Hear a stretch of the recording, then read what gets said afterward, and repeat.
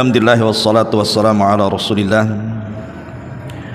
wa ala alihi wa sahbihi wa mawalah wa la hawla wa la quwwata illa billahi wa ba'du.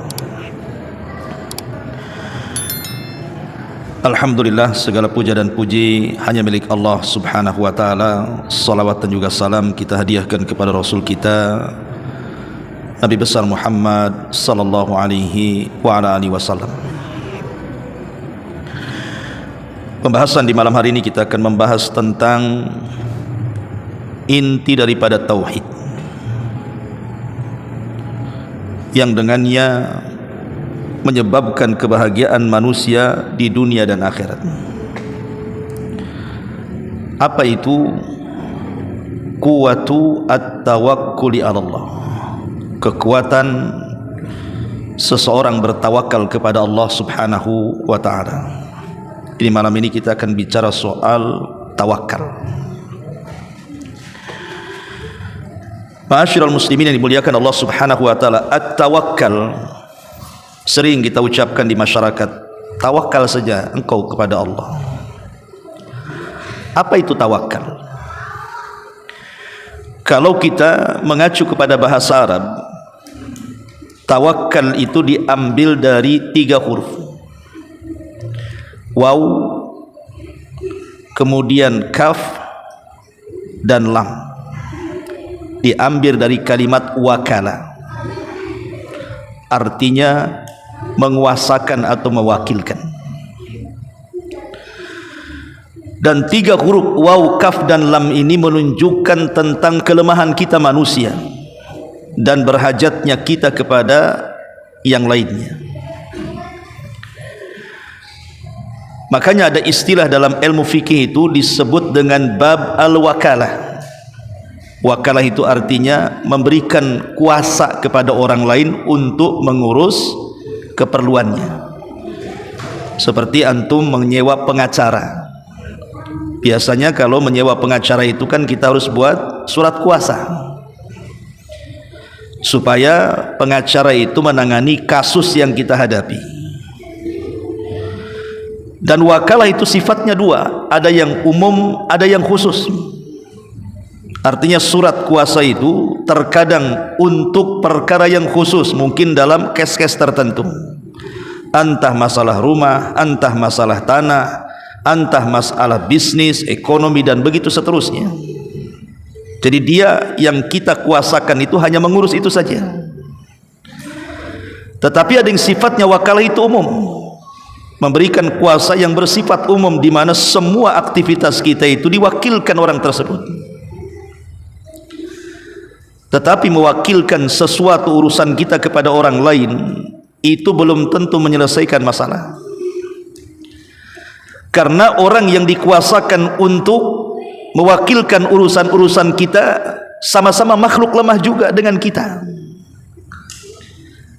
Betapa banyak para lawyer-lawyer handal, terkenal, terkemuka, toh juga ketika menangani kasus ada juga yang kalah dalam kasus itu. Tidak semua menang, menunjukkan kelemahan.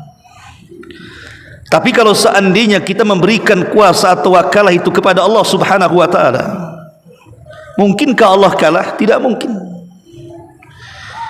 Mungkinkah Allah subhanahu wa ta'ala akan menyulitkan hambanya? Mustahil. Karena innallaha ala kulli syai'in qadir. Allah itu atas segala sesuatu maha mampu, dan di tangannya kekayaan yang tidak akan pernah terputus.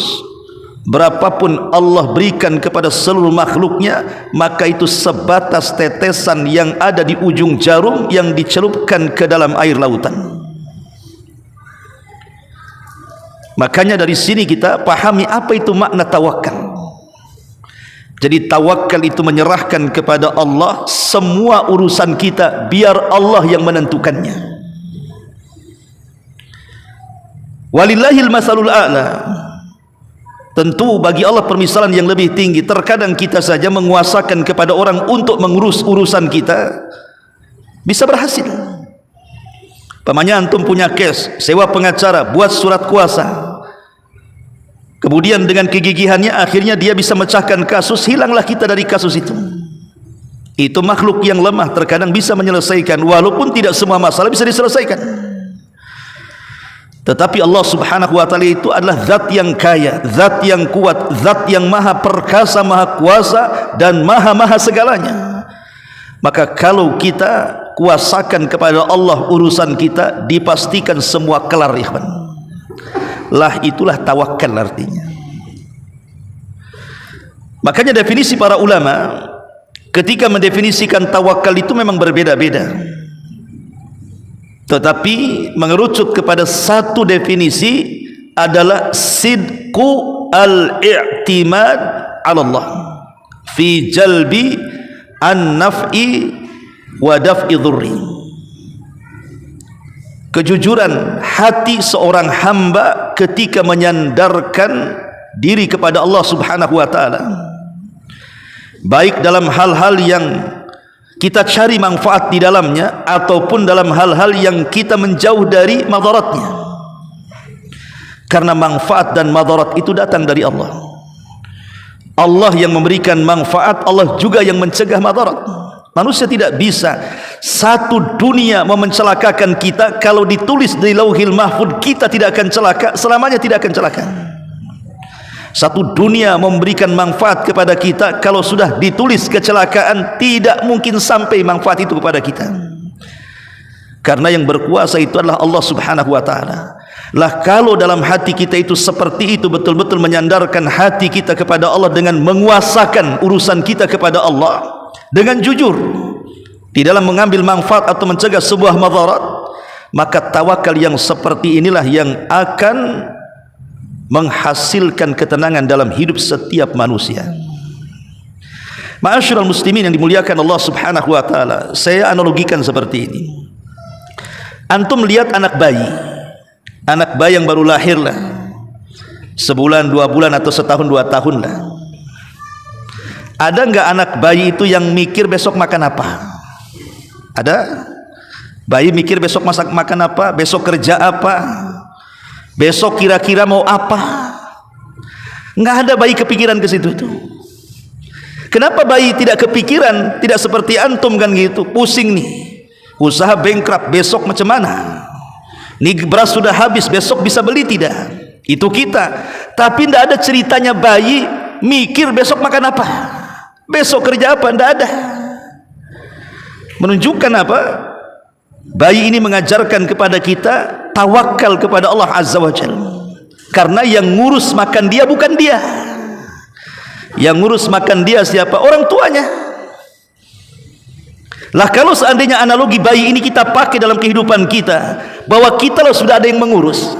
Siapa yang mengurus kita? Allah subhanahu wa ta'ala, serahkan kepada yang mengurus.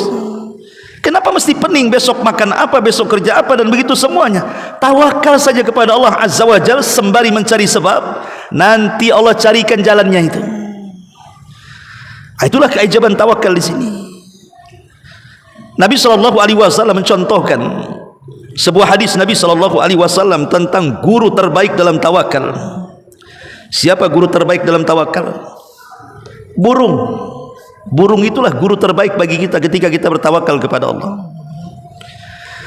Nabi SAW mengatakan, "Lau antum tatawakkaluna 'ala Allahi haqqa tawakkuli, laruziktum kama razaqallahu tayra yaghdu himasan wa taruhu bitana," kata Rasul. Nabi SAW mengatakan, kalau kalian itu betul-betul tawakal kepada Allah, lau antum tatawakkaluna 'ala Allah haqqa tawakkuli, la razaqakumullah kama yarzuqut tayr, maka Allah akan berikan rizki kepada kalian seperti Allah memberikan rizki kepada seekor burung.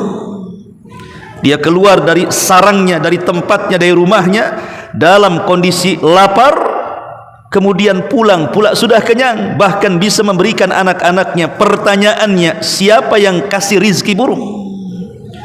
Maka jawabannya Allah subhanahu wa ta'ala. Bagaimana burung bisa tawakal kuat kepada Allah azza wa jalla? Coba Allah subhanahu wa ta'ala menjelaskan, burung itu dia kalau keluar dari sarangnya biasanya jarang sendiri, pasti ada kawanannya, entah 3, 4, 5, mungkin boleh puluhan, boleh ratusan. Burung itu seperti itu tuh, kalau mencari makan tidak rombongan dia dengan tertibnya tuh. Nanti kalau dari atas itu kemudian nampak oleh satu dari sekian banyak burung itu dengan mata yang sangat awas itu bahwa di bawah ada makanan, di bawah ada biji, maka dia akan memberikan isyarat kepada teman-temannya bahwa di situ ada rizki. Hebatnya burung. Ta'awun alal birri wat taqwa itu namanya ya. Tolong menolong di atas kebaikan dan ketakwaan, itu burung tuh. Manusia kalau dapat rizki tidak mungkin ngajak-ngajak tuh. Ada manusia ngajak-ngajak? Ada proyek di sana bagus tuh gajinya. Mana ada cerita. Karena manusia itu jubila bil bakhli, memang ditabiatkan bakhil. Kalau dia ada rizki dia diam-diam saja, kalau susah baru dia cerita. Itulah manusia. Itulah burung memberikan arahan kepada kita contoh terbaik. Jadi kalau dari atas itu burung itu Allah berikan penglihatan yang luar biasa, lebih awas dibandingkan mata kita.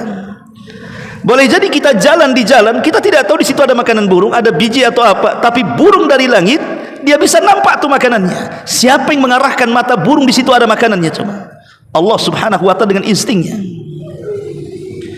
Makanya kemudian burung keluar lapar, Allah arahkan kemana rizkinya dengan akhdhu bil asbab, mencari sebab juga burung itu. Dia mencari keliling-keliling, kemudian Allah tunjukkan di mana rizkinya. Yaghdu himasan wa taruhu bitana. Pergi dalam kondisi lapar, pulang pula sudah kenyang. Itulah tawakal. Rasul mencontohkan begitulah tawakalnya seekor burung itu. Ma'asyiral muslimin wal muslimat rahimani wa rahimakumullah. Tentu ada perkataan yang bagus dari Al-Imam Ibnul Qayyim rahimahullahu taala dalam kitabnya Madarijus Salikin fi iyyaka na'bud wa iyyaka nasta'in. Jadi beliau punya kitab namanya Madarijus Salikin fi iyyaka na'bud wa iyyaka nasta'in. Beliau menyebutkan tentang tingkatan-tingkatan tawakal. Dan ini penting supaya kita paham apa sih tingkatan-tingkatan tawakal itu. Ma'asyiral muslimin yang dimuliakan Allah Subhanahu wa taala, beliau menyebut 8 perkara tentang tingkatan tawakal itu. Yang pertama kata beliau, al-ula ma'rifatur rabbi wa sifatihi min qudratihi wa kifayatihi wa qayyumiyatihi wa intihail umuri ila ilmihi wa suduriha an masyiatihi wa qudratihi wal yakin bi kifayati wakilihi wa anna ghairahu la yakumu maqamahu fi dzalik. Lihat bagaimana ucapan Ibnul Qayyim yang pertama. Tingkatan tawakal yang pertama adalah seseorang mengenal siapa Rabbnya, kemudian sifat-sifatnya, dari kemahakuasaan Allah dan kemampuan Allah untuk mencukupi hamba-hambanya, dan berdiri sendirinya Allah tanpa berhajat kepada orang lain dalam mengurus urusan-urusan makhluknya, bahwa selain daripada Allah tidak sanggup untuk melakukannya.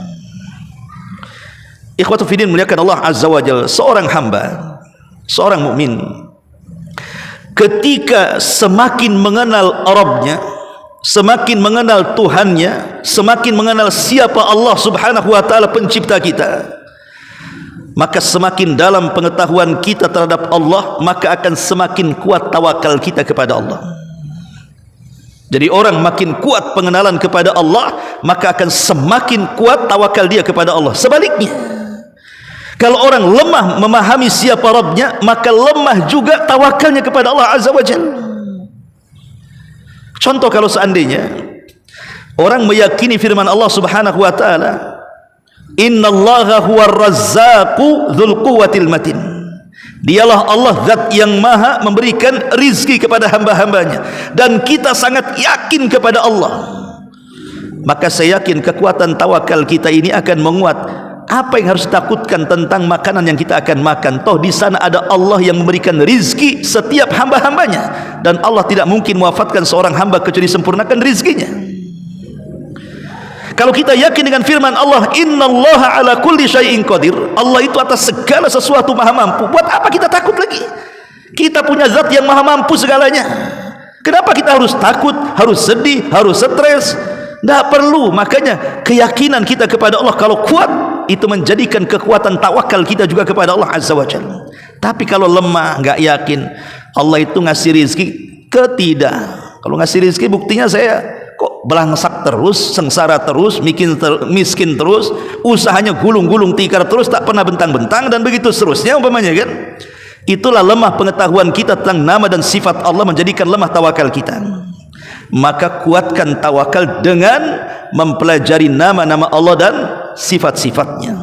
Ini tingkatan yang pertama. Tingkatan yang kedua, isbatul asbab wa ri'ayatuha wal akhdhu biha. Kata Imam Ibnul Qayyim rahimahullahu taala, tingkatan yang kedua adalah mengambil sebab. Setelah kemudian kita mendapatkan sebab, menjaga sebab, kemudian ambillah sebab itu dalam rangka mengaplikasikan tawakal kita kepada Allah Subhanahu wa taala. Jadi berdoa saja tidak cukup, ikhwan. Orang susah pengen kaya, akhirnya masuk ke masjid 24 jam tak keluar, besoknya gitu lagi berdoa, ya Allah kayakan saya, ya Allah kayakan saya. Atau ada orang sakit pengen sembuh, masuk ke masjid 24 jam berdoa, ya Allah sembuhkan saya, sembuhkan saya. Sembuh, kaya, tidak akan sembuh dan tidak akan kaya selamanya. Kenapa? Karena doa itu tidak cukup, harus mengambil sebab. Sebab itulah dalam bentuk harakat, pergerakan. Kalau memang dia ingin kaya, berdoa, ya Allah, kemudian kerja. Kalau dia ingin sembuh, ya Allah sembuhkan kepada saya, cari obatnya. Kalau sudah kemudian doa dan sebab itu menyatu dan kita telaten mencarinya, insya Allah seluruh keinginan kita itu tidak mustahil bagi Allah Subhanahu wa taala untuk mengabulkannya. Dan sebab itu ada dua. Jadi akhdhu bil asbab itu ada dua, imma bil ibadati wa imma bil harakati. Boleh jadi mengambil sebab itu dengan cara ibadah. Contoh umpamanya kita menghendaki sesuatu, akhirnya kita merajinkan ibadah kita. Ambil saja contohnya salat. Karena salat itu kan miftahu rizki, salah satu kunci rizki itu adalah salat kan. Sebuah kisah dalam Al-Quran yang ma'ruf tentang kisah Maryam. Maryam ini dikenal wanita suci, tidak pernah keluar dari mihrabnya. Kerjanya hanya ruku sujud, ibadah. Itulah Maryam kerjanya. Dari kecil sampai dia dewasa, itu saja tidak pernah keluar dari mihrabnya, beribadah kepada Allah Subhanahu wa taala. Maka dengan sebab itulah Allah menghantarkan rizkinya ke kamar Maryam. Ketika satu hari Zakaria masuk, dilihatnya kemudian banyak makanan, buah-buahan yang tersedia di kamar Maryam. Padahal buah-buahan itu belum musimnya, kok sudah ada? Harusnya ada di musim panas, kenapa pula ada di musim dingin? Ataupun sebaliknya kan gitu. Maka Zakaria bertanya kepada Maryam, dan itu disebutkan dalam surah Al-Imran kan 37. Apa kata Zakaria? Ya Maryam, anna laki hadha. Maryam, kau dapat dari mana? Siapa yang ngantar? Maka Maryam mengatakan, qalat huwa min indillah yarzuqu may yasha bighairi hisab. Apa kata Maryam? Ini semua datang dari Allah wahai Zakaria. Allah memberikan rizki kepada siapapun yang dikehendaki tanpa batas. Lah Maryam ini mencari sebab rizki dengan cara apa? Dengan cara memperbanyak ibadah ya. Atau yang kedua, dengan cara harokat, bergerak. Seperti dalam kisah yang lain, masih kisah Maryam. Ketika Maryam hamil, mengandung Isa bin Maryam, dia bingung, wanita muda, dikenal ahli ibadah, tiba-tiba hamil, tak jelas bapaknya. Akhirnya Maryam pun kemudian menyendiri keluar ke Baitul Lahmin, ke Bethlehem bahasanya, bahasa Arabnya Baitul Lahmin. Disitulah Maryam masuk ke kebun kurma. Kemudian Maryam dengan menyandarkan dirinya akhirnya melahirkan Isa bin Maryam. Dalam kondisi seperti itu, siapa yang menolong Maryam dalam kelelahan, keletihan melahirkan Isa bin Maryam untuk menguatkan kesehatannya? Tidak cukup Maryam berdoa kepada Allah, harus mengambil sebab dengan harokat, dengan pergerakan. Apa pergerakan Maryam? Allah mengatakan, wa huzzi ilaiki bijid'in nakhlah tusakit alaiki rataban janiyah. Dalam Maryam 25-nya, hentakkan kakimu hai Maryam kepada pokok kurma itu, maka rutab-rutab kurma itu akan berjatuhan. Jadi kurma tidak mungkin jatuh sendiri kecuali goyang. Lah menggoyang kurma itu salah satu akhdhu bil asbab, mencari sebab. Ada anak muda pengen punya anak, masuk ke masjid berdoa, ya Allah anugerahkan anak yang banyak kepadaku. Kemudian kita tanya, kau dah kawin belum? Belum Ustaz. Kira-kira dikasih anak enggak? Oh enggak Ustaz, kan Allah berfirman, innallaha ala kulli syai'in qadir. Allah itu atas segala sesuatu mampu. Kalau kasihlah anak sama saya, katanya. Berdalil pula dia. Ya. Betul, kita tidak mengingkari kau berdoa itu baik, menyandarkan tawakal kepada Allah itu baik, tapi akhdhu bil asbab juga penting, mengambil sebab. Kalau kau ingin punya anak, kawin itulah akhdhu bil asbab. Setelah menikah baru kita berdoa, ya Allah berikan rizki, ya Allah kasih anak. Itu baru benar tuh. Lah ini tingkatan yang kedua dalam tawakal itu, akhdhu bil asbab, cari sebab. Ini tingkatan yang kedua. Dan itu dilakukan Nabi juga kan. Saat peristiwa hijrah contohnya ya kan. Nabi itu ketika Isra Mi'raj, Nabi SAW disediakan oleh Allah sebuah kendaraan namanya buraq. Sekejap saja dari Mekah ke Madinah, langsung sampai. Dari Mekah ke Palestina langsung sampai itu. Dalam peristiwa Isra Mi'raj itu kan, dalam satu malam bisa dari Masjidil Haram ke Masjidil Aqsa, dari Masjidil Aqsa ke Sidratul Muntaha, turun lagi ke Masjidil Aqsa, kemudian balik lagi ke Masjidil Haram dalam satu malam pakai buraq.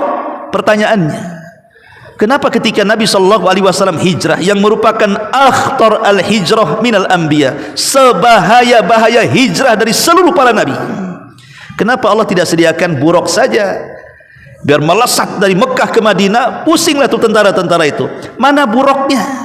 Kenapa nggak pakai buraq kan gitu? Malah kemudian menyusahkan diri kan begitu.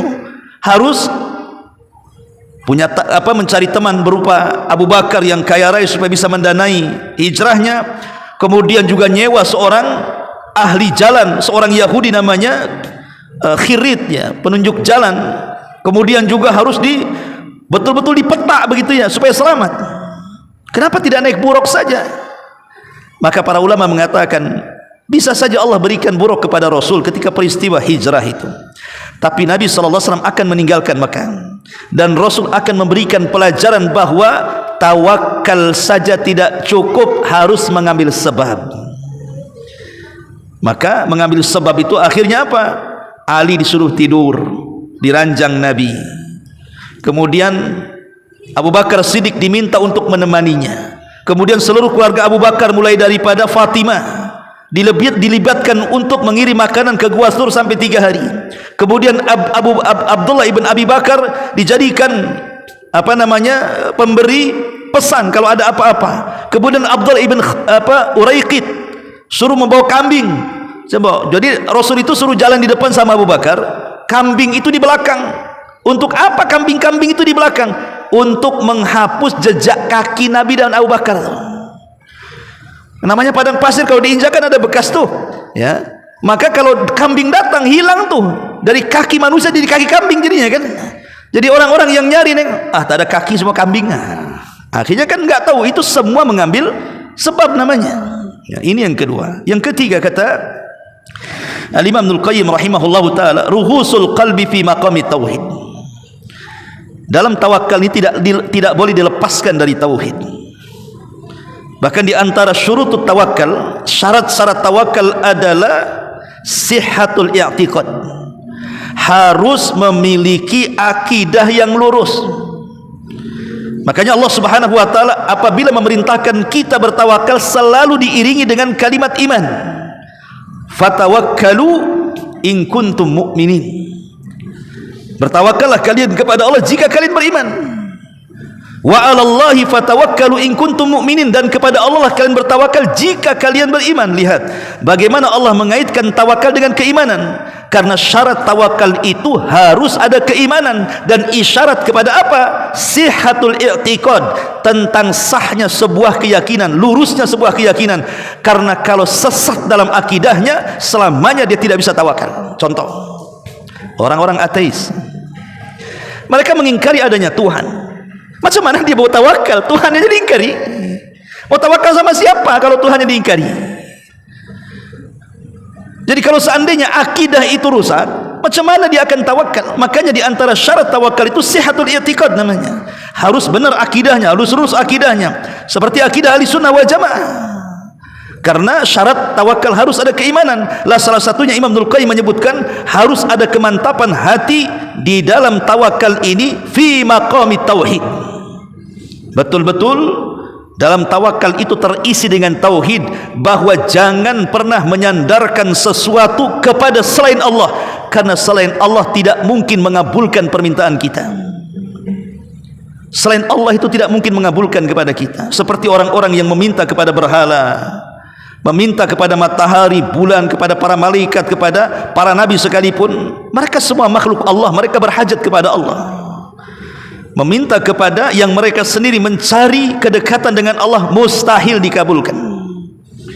Maka bertawakal kepada selain Allah itu selamanya akan gagal dan membawa kesengsaraan. Saya contohkan ikhwan, semua manusia di dunia ini, saya, antum atau siapapun lah, dalam dunia ekonomi, terkadang ada orang menyandarkan hidupnya itu berlebihan kepada selain Allah. Seperti ada orang yang punya toko, dia sandarkan hidupnya kepada toko. Dia mungkin seorang buruh pabrik, dia sandarkan hidupnya kepada gaji bulanan pabrik, ya. Ada orang yang kemudian punya kos-kosan, ya dia sandarkan hidupnya kepada kos-kosannya itu. Pokoknya macam-macam. Kadang-kadang ada orang itu yang menyandarkan ekonomi kepada pekerjaannya, menyandarkan kepada pejabat tertentu, kepada ini, kepada itu dan lain sebagainya. Ikhwan, itu semua tidak akan kekal. Seberapa lamalah mereka itu bisa menyandarkan, membantu penyandaran hidup kita kepada mereka? Toh toko bisa terbakar, kos-kosan bisa roboh, pabrik juga bisa bangkrut. Boleh jadi kita dipecat dari pabrik itu. Tidak ada yang mustahil bagi Allah Subhanahu wa ta'ala. Lah kalau kita tawakal seperti ini selamanya tidak akan membawa kebahagiaan. Lalu tawakal yang benar seperti apa? Tauhidkan Allah, bertawakallah hanya kepada zat yang menciptakan, yang punya pabrik, yang punya toko, yang punya perusahaan, yang punya ini, yang punya itu, dan menciptakan pejabat ini, pejabat itu. Bertawakallah kepada zat yang maha kuat, maka kita tidak akan pernah kecewa. Ini yang ketiga, namanya rusukhul qalbi fi maqami at-tauhid. Kemudian yang keempat, i'timadul qalbi 'ala Allah wastinaduhu ilaihi wasukunuhu ilaihi bihaitsu la yabqa fihi idtirab min tashwisil asbab wala sukun ilaiha wa tuma'ninatuhu billah wathiqatu bitadbirihi. Yang keempat, kata Imam Ibnul Qayyim, menyandarkan hati kepada Allah dan menenangkan hati kepada Allah, artinya yakin Allah bisa segalanya, di mana tidak menyisakan dalam hati itu keraguan-raguan, kegoncangan terhadap sebab yang sedang kita lalui. Tapi harusnya kita tanamkan tuma'ninatuh, ketenangannya, billahi, kepada Allah, wathiqatu bitaqdiri, dan keyakinan kuat tentang kemaha pengaturan Allah kepada hamba-hambanya, bahwa Allah mengatur segalanya. Makanya di sini ada kalimat apa namanya, sukun, tenang, maksudnya diisyaratkan kepada iman. Kemudian juga akhdhu bil asbab, disyaratkan kepada akal. Tawakal itu harus terangkai dengan iman dan akal, ikhwan. Tawakal itu harus digandengkan dua, pertama iman dalam dada, yang kedua akal dalam kepala. Maksudnya apa? Dengan iman inilah kita yakin bahwa tidak ada yang menciptakan Allah, tidak ada yang mengatur Allah, tidak ada yang memberikan rizki Allah, yang menjadikan orang berhasil Allah, yang menjadikan orang tidak berhasil Allah, yang menjadikan orang kaya Allah, yang menjadikan orang miskin Allah, dan begitu seterusnya. Dari iman itu muncul tawakal. Tetapi tawakal saja tidak cukup, harus ada akal. Dari akal itu muncul akhdhu bil asbab, mulai dia mikir caranya macam mana, kan itu. Mulai dia mikir, skillnya mikir dia. Oh, kalau saya harus jadi pedagang berarti harus seperti ini. Kalau saya jadi dokter harus seperti itu. Kalau saya jadi tukang harus seperti ini, dan begitu seterusnya, kan. Makanya iman dan akal ini tidak bisa lepas dari tawakal, ya. Ma'asyiral muslimin yang dimuliakan Allah Subhanahu wa taala, dan ketenangan diri kita kepada Allah Subhanahu wa taala itu melahirkan syukur dan sabar, ikhwan. Orang yang tawakal itu pasti melahirkan syukur dan sabar. Maknanya kalau keinginan dia dikabulkan oleh Allah, dia ingin kaya kemudian jadi kaya, maka dia akan bersyukur kepada Allah dengan kekayaannya. Tapi kalau seandainya Allah tidak kabulkan keinginannya, tetap dalam kondisi miskin atau justru lebih miskin, maka dia sabar dengan kefakirannya.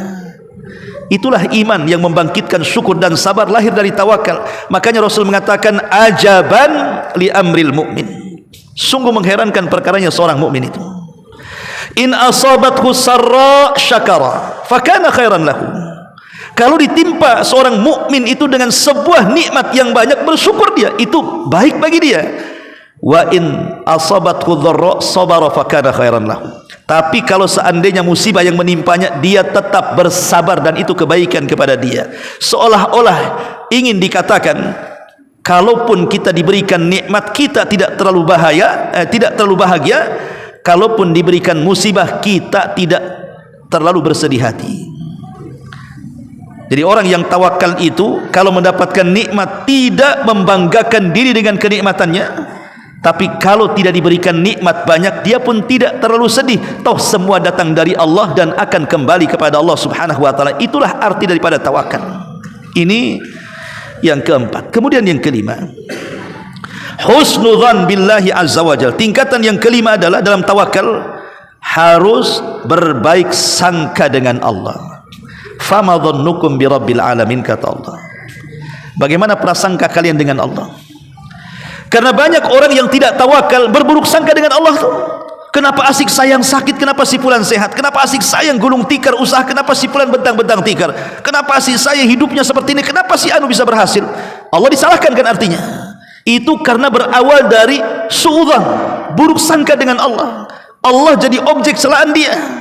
Dia tidak pernah bersyukur dan tidak bisa bersabar akhirnya. Lama ma'asyiral muslimin, maka tawakal itu harus didasari dengan husnudzan. Kita harus berbaik sangka dengan Allah Subhanahu wa taala. Terkadang kenapa ada orang kaya tidak dimiskinkan? Boleh jadi kalau dia miskin, dia melampaui batas, dia bisa kufur. Atau orang miskin kenapa tidak dikayakan? Boleh jadi kalau dia kaya, dengan kekayaannya dia bisa jahat. Kenapa orang sakit tidak disembuhkan? Boleh jadi ketika tidak disembuhkan, kalau sembuh dia buat maksiat nanti.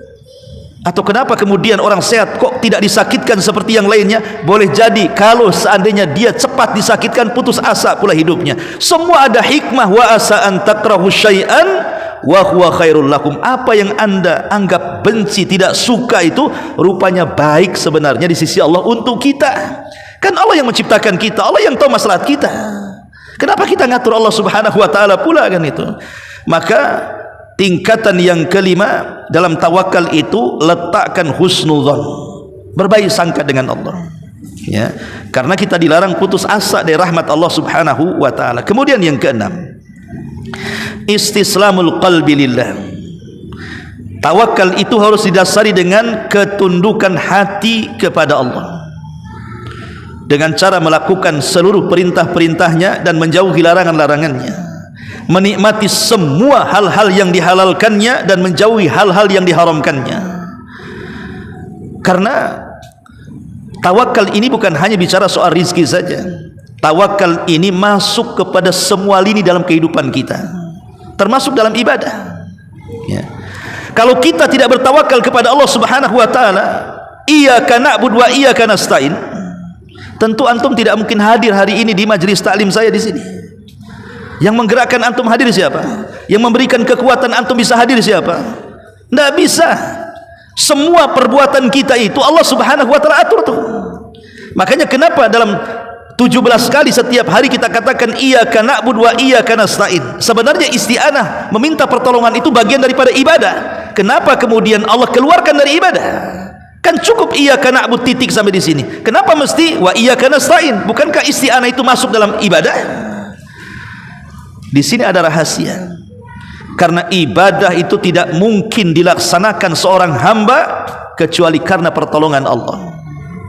Kalau bukan karena pertolongan Allah, kita tidak mungkin bisa sholat.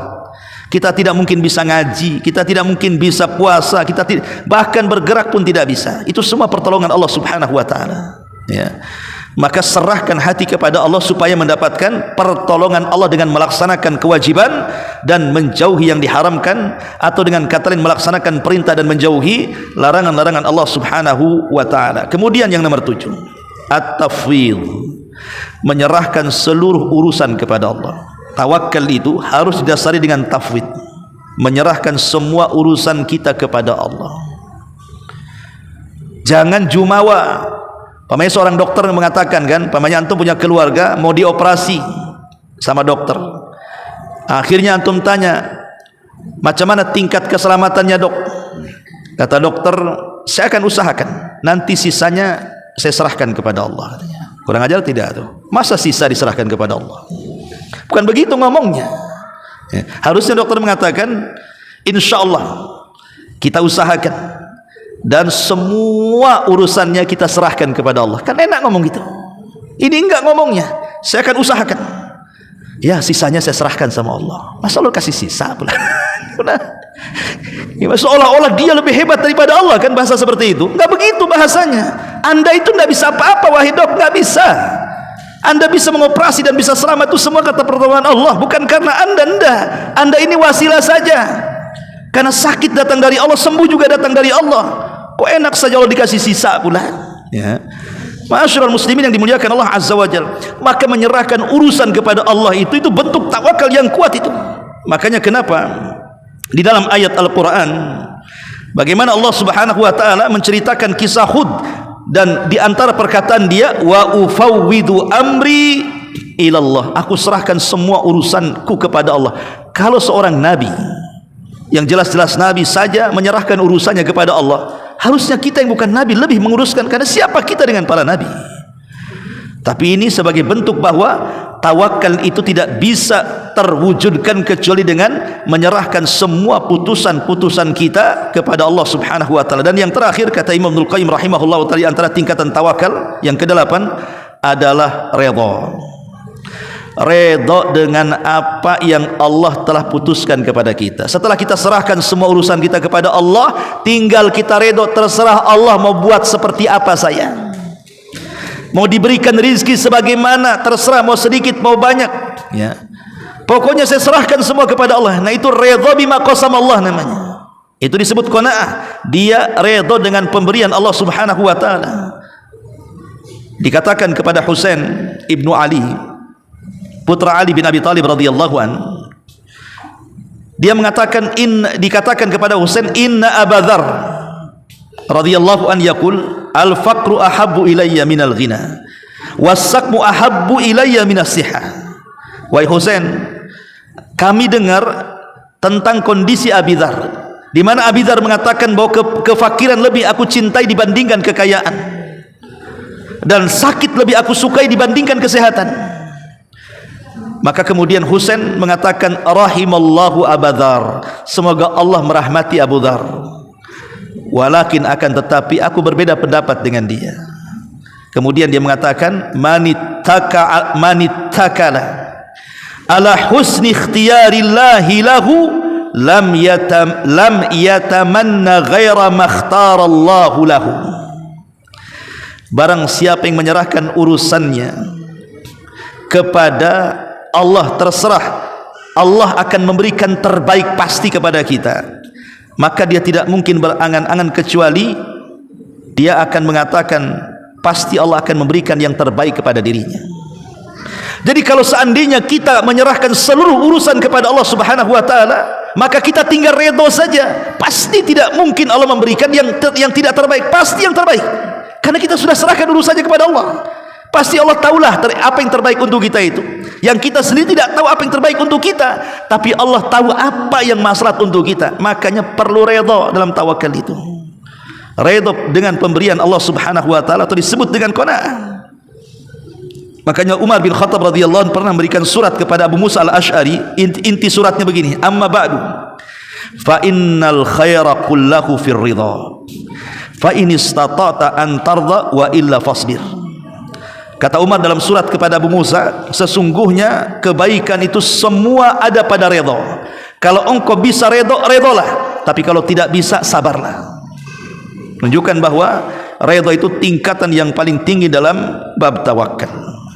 Ma'asyiral muslimin yang dimuliakan Allah Subhanahu wa taala, tentu pembahasan tawakal ini panjang ya. Banyak, belum saya keutamaan-keutamaannya yang saya sudah tulis sekitar 40 keutamaan dan buah dari tawakal, tapi juga waktu yang mungkin biar tidak bosan sampai di sini saja dan ada manfaatnya. Subhanakallahumma bihamdika asyhadu an la ilaha illa anta astaghfiruka wa atubu ilaik. Allahu taala alam. Assalamualaikum warahmatullahi wabarakatuh.